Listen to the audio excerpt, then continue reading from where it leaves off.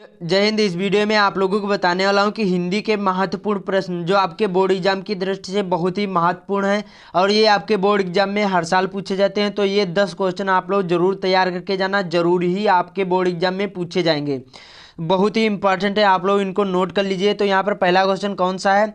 कलम का सिपाही किसकी रचना? ये सारे क्वेश्चन बहुत ही महत्वपूर्ण है। 10 क्वेश्चन से आपके यहाँ पर 20 क्वेश्चन बन जाएंगे और ये आपके बोर्ड एग्जाम में 10 नंबर के पूछे जाते हैं। तो आप लोग अच्छी तरीके से ये तैयार करके जाना।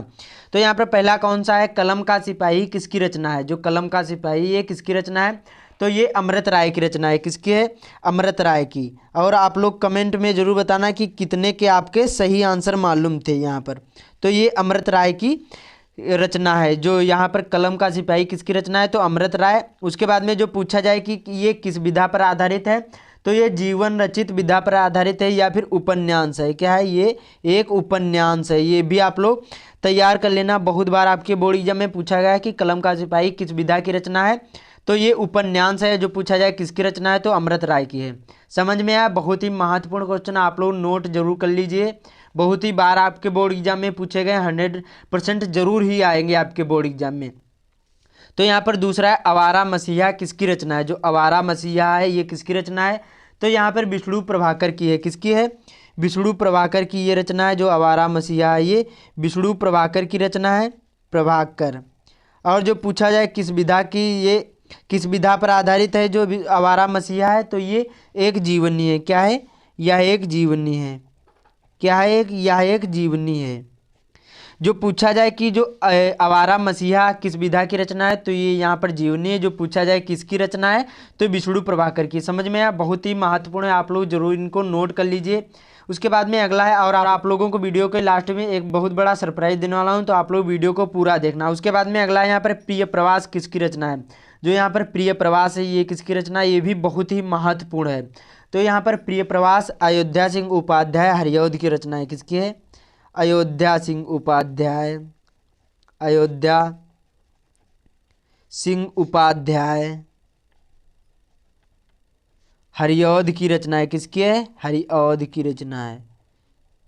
आप लोग इनको जरूर तैयार करके जाना। हरिऔध की रचना है। जो पूछा जाए किस विधा पर आधारित है, या फिर जो अयोध्या सिंह उपाध्याय जो हैं हरिऔध हैं ये किस युग के लेखक थे, तो यहाँ पर ये द्विवेदी युग के लेखक थे। किस युग के लेखक थे? तो ये द्विवेदी युग के लेखक थे। ये भी बहुत बार पूछा गया है कि जो प्रिय प्रवास है किस युग की रचना है, तो ये द्विवेदी युग की है। और या फिर पूछा जाए अयोध्या सिंह उपाध्याय हरिऔध किस युग के लेखक थे, तो ये द्विवेदी युग के लेखक थे। समझ में आया? बहुत ही महत्वपूर्ण है। उसके बाद में अगला यहाँ पर भक्ति काल के कवियों के नाम बताइए। जो यहाँ पर भक्ति काल के कवियों के नाम बताना है, तो यहाँ पर देखो भक्ति काल के कवि कौन कौन है। यहाँ पर तुलसीदास हो गए, तुलसीदास। उसके बाद में सूरदास, सूरदास।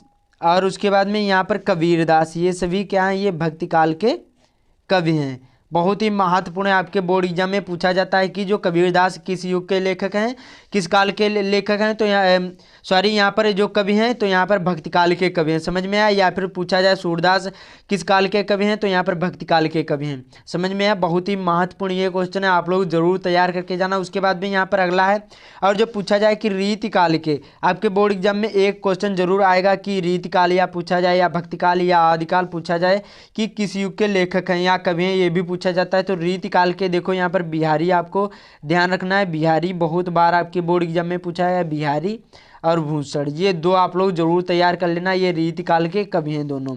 समझ में आया? उसके बाद में जो यहाँ पर आदिकाल के, जैसे यहाँ पर चंदबरदाई हो गए, चंदबरदाई, ये क्या है? ये आदिकाल के कवि हैं। तो आप लोग ये भी तैयार कर लेना, बहुत ही महत्वपूर्ण है। उसके बाद में अगला है चिंतामणि निबंध के लेखक। देखो चिंतामणि निबंध के लेखक हैं आचार्य रामचंद्र शुक्ल। कौन है? आचार्य रामचंद्र शुक्ल। ये चिंतामणि निबंध के लेखक हैं। और या फिर पूछा जाए कि जो चिंतामणि ये किस विधा पर आधारित है, तो ये एक निबंध है। ये भी इस प्रकार से भी क्वेश्चन आएगा। और ये सारे क्वेश्चन आप लोगों के बोर्ड एग्जाम में बहुविकल्पी पूछे जाएंगे, मतलब एमसी की पूछे जाएंगे, मल्टीपल चॉइस क्वेश्चन पूछे जाएंगे और ओएमआर सीट में भरा जाएगा। तो आप लोगों को मैंने बता दिया जो ओएमआर सीट होती है उसको कैसे भरा जाता है, तो आप लोग विजिट करके चैनल पर देख सकते हैं, बहुत सारे वीडियो पड़े हुए हैं। उसके बाद में अगला यहाँ पर क्या भूलूं क्या याद करूं किसकी रचना है। जो यहाँ पर क्या भूलूं क्या याद करूं किसकी रचना है, तो ये किसकी रचना, बहुत ही महत्वपूर्ण ये भी क्वेश्चन है। तो यहाँ पर हरिवंश राय बच्चन की है, किसकी है, हरिवंश राय बच्चन की ये है, क्या है, बच्चन की ये रचना है। जो क्या भूलूं क्या याद करूं किसकी रचना है, तो हरिवंश राय बच्चन की रचना है। जो पूछा जाए कि क्या भूलूं क्या याद करूं किस विधा पर आधारित है, तो ये क्या है, यह एक मालूम क्या है, आप लोगों को कमेंट में बताना है, बहुत ही महत्वपूर्ण। तो ये एक आत्मकथा है, क्या है, आत्मकथा। ये भी आप लोग तैयार करके जाना, बहुत ही महत्वपूर्ण है। क्या भूलूं क्या याद करूं किसकी रचना है, तो हरिवंश राय बच्चन की है और ये आत्मकथा विधा पर आधारित है। उसके बाद में यहाँ पर अगला है, बाणभट्ट की आत्मकथा के रचनाकार कौन है। जो बाणभट्ट की आत्मकथा के रचनाकार कौन है, ये भी बहुत ही महत्वपूर्ण क्वेश्चन है। तो आप लोग कमेंट में जरूर बताना। तो ये हजारी प्रसाद द्विवेदी की रचना है, किसकी है, हजारी प्रसाद द्विवेदी की, हजारी प्रसाद द्विवेदी की ये रचना है। आप लोग इनको नोट कर लीजिए नोटबुक में, बहुत ही इंपॉर्टेंट क्वेश्चन है। उसके बाद में अगला है तार सप्तक के संपादक कौन है। ये भी बहुत बार आपके बोर्ड एग्जाम में पूछा गया और ये सभी बहुविकल्पी क्वेश्चन में पूछे जाएंगे। तो तार सप्तक के संपादक हैं सच्चिदानंद हीरानंद, क्या है, सच्चिदानंद।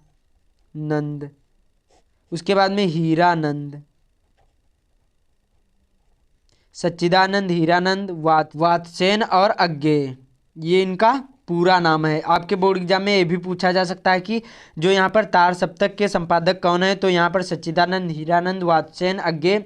और जो पूछा जाए कि कोई बार पूछा जाता है कि जो अज्ञेय का पूरा नाम क्या है, तो इनका पूरा नाम होता है सच्चिदानंद हीरानंद वात्सेन अज्ञेय। ये भी आपके बोर्ड एग्जाम में पूछा जा सकता है। और ये तार सप्तक जो है कब प्रकाशन हुआ था, जो पहला वाला प्रथम वाला, तो 1943 में। कब हुआ था, 1943 ईस्वी में। ये भी आपको ध्यान रखना है। जो तार सप्तक का प्रथम संपादन कब हुआ था, 1943 ईस्वी में। जो पूछा जाए तार सप्तक के संपादक कौन है, तो यहाँ पर अज्ञेय जी हैं। उसके बाद में दूसरा तार सप्तक का संपादन हुआ था 1951 ईस्वी में। ये भी आपको ध्यान रखना है, ये दूसरा तार सप्तक था।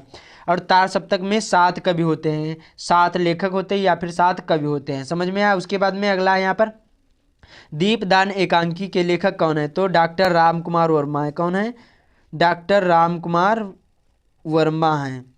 जो यहाँ पर दीपदान एकांकी के लेखक कौन है, तो डॉक्टर राम कुमार वर्मा। जो पूछा जाए कि एकांकी के लेखक कौन है, मतलब एकांकी के जनक कौन है, तभी ये आपको लिखना है यहाँ पर डॉक्टर राम कुमार वर्मा ही हैं।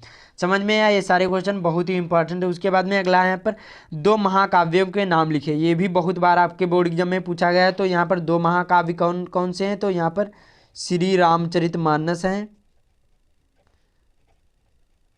श्री रामचरितमानस ये एक महाकाव्य हो गया। दूसरा है कामायनी, कामायनी ये भी एक महाकाव्य है।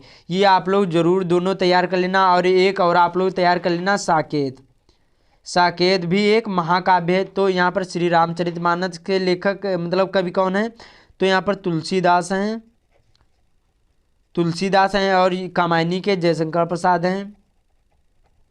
उसके बाद में यहाँ पर जो साकेत के हैं, तो साकेत के हैं यहाँ पर मैथिली शरण गुप्त। कौन है, मैथिली शरण गुप्त, शरण गुप्त ये कौन है, ये साकेत के रचनाकार हैं गुप्त, मैथिली शरण गुप्त, जयशंकर प्रसाद। और उसके बाद में ये यहाँ पर श्री रामचरितमानस के महाकाव्य के कौन है, तो तुलसीदास, कामायनी के जयशंकर प्रसाद और साकेत के मैथिली शरण गुप्त। ये आप लोग जरूर तैयार करके जाना। ये 10 क्वेश्चन आपके बोर्ड एग्जाम की दृष्टि से बहुत ही महत्वपूर्ण है। उम्मीद करता हूँ आप लोगों को समझ में आ गया होगा। और जो चैनल पर नया है तो चैनल को जरूर सब्सक्राइब कर लेना। आपको यहाँ पर क्लास 10 से रिलेटेड अच्छे वीडियो मिलेंगे, तो जरूर ही चैनल को सब्सक्राइब कर लेना। मिलते हैं अगले वीडियो में।